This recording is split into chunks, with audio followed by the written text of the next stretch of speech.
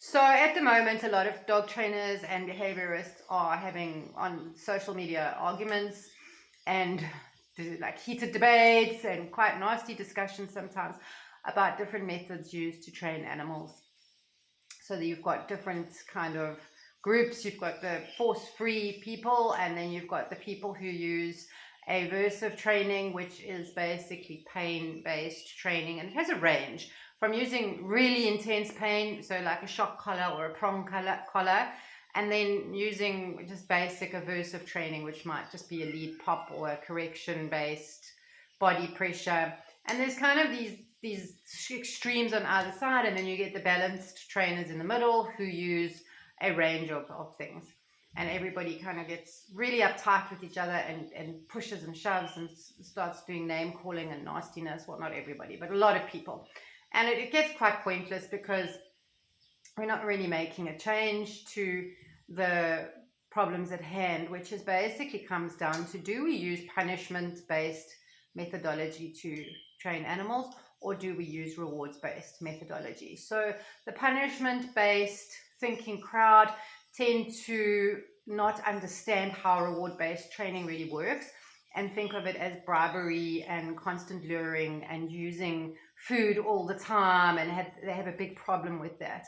And they would prefer to use corrections-based training. And I'm just going to call it correction-based training because it's really, a lot of it's really using pain, which I think is abusive. So that would be another whole discussion. But really what we're going to just talk about is the fact that they use punishment-based training, so aversion. So it's like, instead of using a biscuit to make your dog get into a sitting position and then rewarding them, they're pushing the bum down onto the floor. Instead of teaching your dog to walk next to you by using a food lure and then a reward, they are using leash corrections or stronger collars to create pressure or pain, so the dog stops pulling, and then that is lessened, and the dog's reward is basically the stopping of the discomfort or pain, depending on the method. So my stand on this is to not use pain to train, or even kind of not using too many pressure-based corrections. Now, if you're teaching a dog to do loose lead walking, for example, they're going to pull to the end of the lead. They're going to experience lead pressure. They are then going to be taught the rewards of lessening that pressure themselves in the way I train. So I let the dog make its own decision. But at the end of the day, there is a lead pressure. There is a pressure there.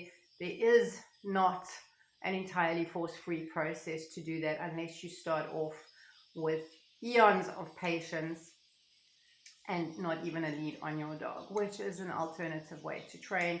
But in today's modern society, it's very unrealistic because most dogs end up going out within the first 8 weeks of their lives or 10 weeks of their lives, and they're already on a lead by then. So by then the damage is already starting to happen.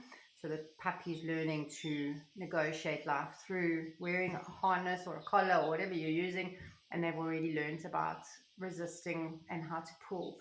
So you need to kind of unteach that. But anyway, that's another whole video. But you don't need pain to teach that. You don't need punishment to teach that. You don't need to make the dog feel terrified or fearful or painful. And that's a really important distinction between the two training types for me, without getting into the nitty-gritty of science, because behavioral science is a thing. It has been proven countless times. So many things have been proven again and again and again, like the dominance theory in dogs is not true. It's just not. Dogs are not wolves. They don't operate on a wolf-based system, and wolves don't even operate on the original dominance theory-based systems that were put forward, because those were based on wolf behavior that was not natural. The reality is that dogs definitely do have a fluctuating pecking order kind of system, but dogs are not really pack animals like has been put across all these years. So that's a myth. Also, other myths are that dogs need very solid boundaries or pain to listen, or consequences and discipline to the way that they were trained in the previous decades of our lives. They learn better when they're not afraid. They learn better when they're getting rewards. The brain is actually physically changing when an animal is in fear or when it's in happiness. And when the animal or human is in a happy state, they actually learn better, faster, and have longer lasting results than when they're in pain-based learning. Although both methods are effective in outcomes, the fallout of punishment-based training is not worth it at any point in time because it creates other behavioral issues. It creates suppression. It causes fear. It creates stress. It leaves the animals in a space where they're unable to deal with things later on in life. And this is when you start seeing behavioral problems spilling out. Not always, obviously, but in the cases that I've worked with dogs who've been sent away for training, where it's been aversive, or have been going to aversive trainers, they definitely have suppression-based problematic behaviors later on. Very often, dogs that end up biting their owners or family members have been raised based on dominance theory, punishment-based training. These are the facts. You can argue it and call names and call force-free trainers cookie pushers and come up with all sorts of reasons why things like clicker training or marker training and reward-based training are not suitable for every situation. And I fully agree that if your dog is about to lunge at another dog and hurt it, and you're standing with your treats going, come baby, come back to me, this is not an appropriate situation. In that situation, I would most definitely remove the dog from the area, and if that entailed pulling him on his harness to walk away, hell yes, I'm going to do that. But that is in the moment, and it's not training. They're very different things. So training would be setting the dog up to actually listen to you when you talk to them, slowly desensitizing them to the triggers, working out whether that dog is actually going to fit into the social requirements of the owner. So is the dog actually geared to be a social butterfly? If the owner wants a social butterfly dog and she's gone out and gotten a highly aggressive fighting breed that wants to kill everything, she may have to reassess her own expectations or his own expectations. Let's not get into gender issues here either. But basically, I think people should take a step back and look at the realities here that we have spent many decades, we as in humans, have spent many decades studying behavior.